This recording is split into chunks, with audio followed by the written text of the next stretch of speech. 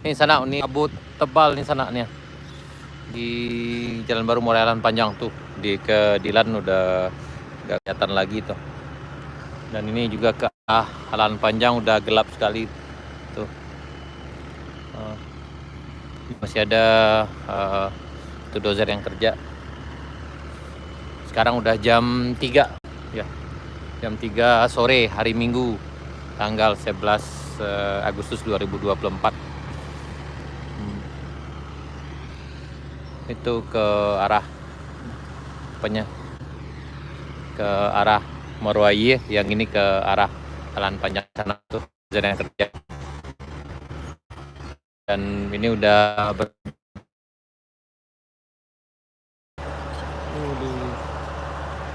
ini situasi kalau sore.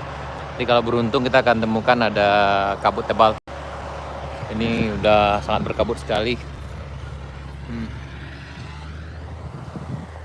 Oke sana, kita lanjut dulu lah sana.